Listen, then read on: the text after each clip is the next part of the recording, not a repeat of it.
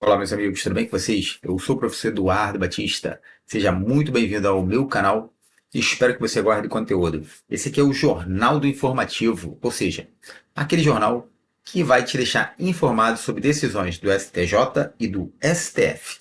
Hoje a gente vai tratar do informativo 1138 do STF. Bem, pessoal, começando com a matéria de Direito Constitucional, vamos falar da liberdade de expressão tratada neste informativo. E esse caso tem por base a ação direta de inconstitucionalidade 6.791 do Distrito Federal, corrigindo 6.792 do Distrito Federal. Bem, pessoal, o STF julgou um caso em que determinado jornalista tinha diversas ações judiciais contra ele em diversos fóruns, em vários fóruns. O reclamante entrou na justiça em relação às atitudes do jornalista, mas ele não entrou em um fórum só. Ele entrou em vários fóruns. Claro que todo mundo tem liberdade para ter acesso ao judiciário. O acesso ao judiciário, ele é livre. Mas como qualquer direito, as pessoas podem abusar. E o plenário do STF entendeu que entrar com diversas ações em diversos fóruns diferentes está dificultando assim a defesa do acusado ou mesmo tornando ela excessivamente onerosa, constitui um assédio judicial. Isso também compromete a liberdade de expressão deste jornalista. Então, essa conduta ela é inconstitucional.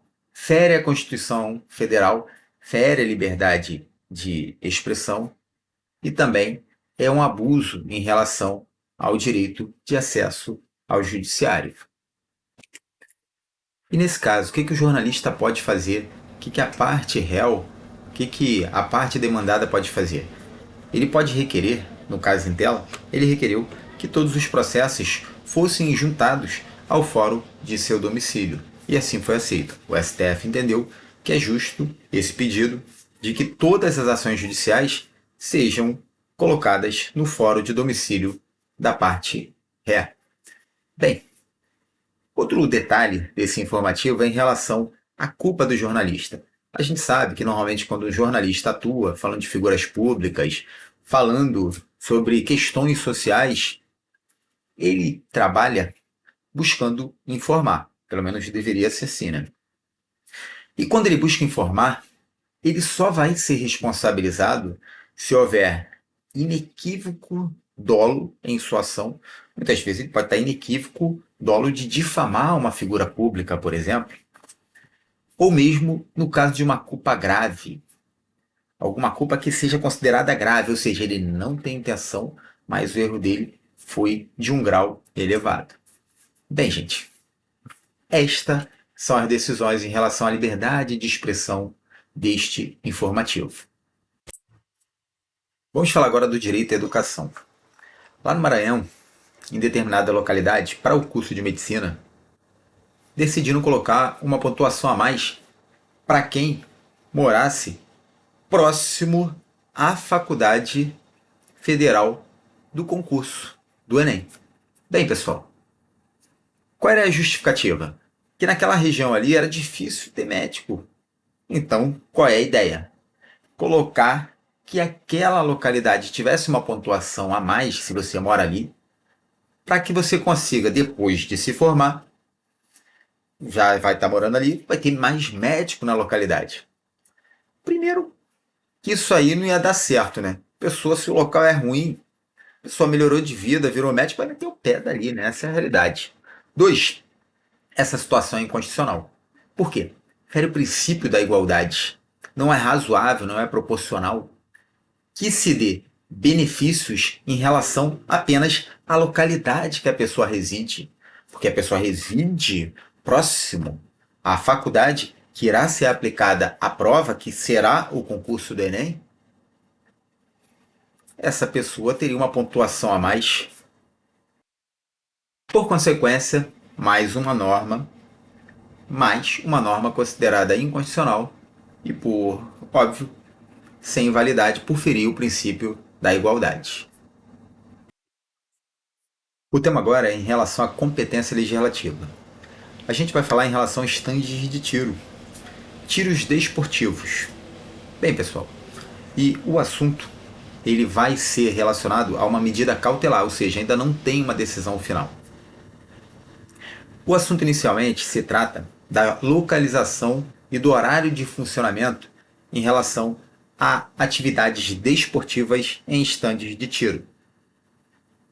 Lei federal regulamenta o assunto, sendo que a lei municipal, um decreto municipal, veio de forma inversa em relação a essa legislação federal. No caso, a empresa desportiva, a empresa de tiro desportivo, segundo a lei federal, ela deve manter um distanciamento mínimo de outras atividades. Já o decreto disse que o distanciamento mínimo é apenas em relação a escolas e alguns determinados tipos de serviço, enquanto a norma federal estabelece que o funcionamento é até às 22 horas, o decreto municipal diz que pode ser em qualquer horário, inclusive de madrugada.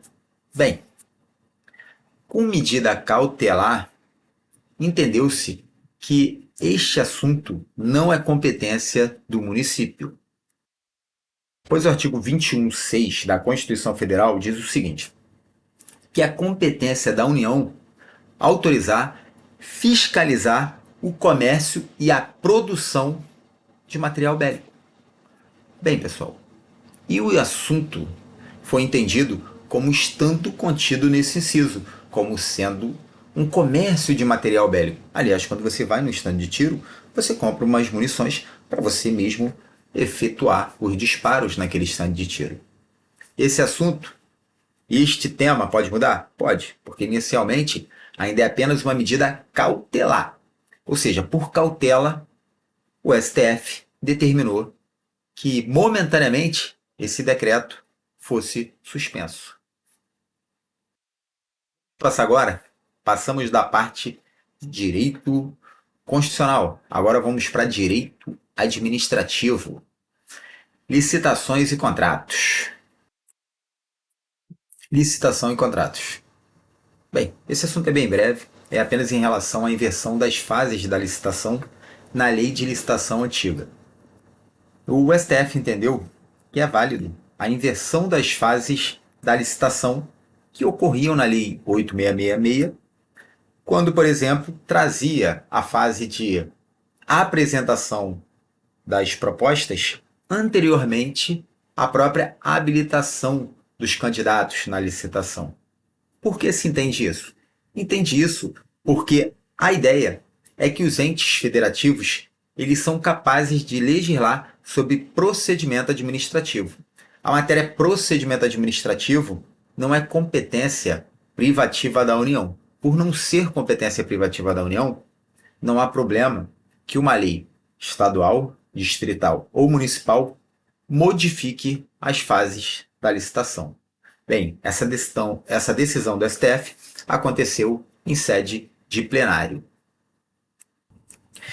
E chegou lá através do recurso extraordinário 1.188.352 do Distrito Federal.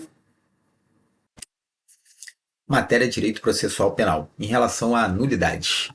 Bem, pessoal, em alguns julgamentos relacionados a crimes sexuais, aconteceu já de advogados alegarem, por exemplo, contra a vida pregressa da vítima, dizendo que a vítima já tinha uma vida desregrada, uma vida sexual intensa, já não era uma mulher puritana, tentando transformar essa vítima em uma pessoa desqualificada, tentando retirar a culpa do acusado por, na verdade, ter estuprado uma mulher que já tem uma vida sexual não digna. Bem, isso fere a dignidade da pessoa humana. E o juiz, com base numa decisão de uma ADPF no STF, decidiu que ele tem inclusive responsabilidade penal, administrativa e civil se ele não proibir esse tipo de ação, caso isso ocorra. Não é possível alegar qualquer assunto em relação à vida pregressa da vítima em relação à sua vida sexual. Isso fere a dignidade da pessoa humana. Por consequência, uma menção, uma inquirição, a defesa utilizar deste tipo de argumento, este ato da defesa deve ser anulado. Ou seja, se pega uma testemunha, está sendo inquirida, e começa a perguntar para essa testemunha sobre a vida pregressa da vítima, esta inquirição de testemunha, esta deve ser anulada. Esta inquirição não pode continuar. Bem, pessoal, isso aqui foi uma rápida explanação em relação a este informativo, o informativo 1138 do STF. Trago os assuntos relativos a informativos basicamente diariamente. Espero que você curta esse tipo de informação. É sempre importante a gente se manter atualizado do que o STF, do que o STJ está decidindo. Então não deixe aqui de seguir o canal, não deixe de dar o seu like para que a gente possa estar produzindo sempre conteúdos novos que possam te ajudar na sua carreira de um bom estudante de direito. Muito obrigado, meus amigos, e até o próximo vídeo.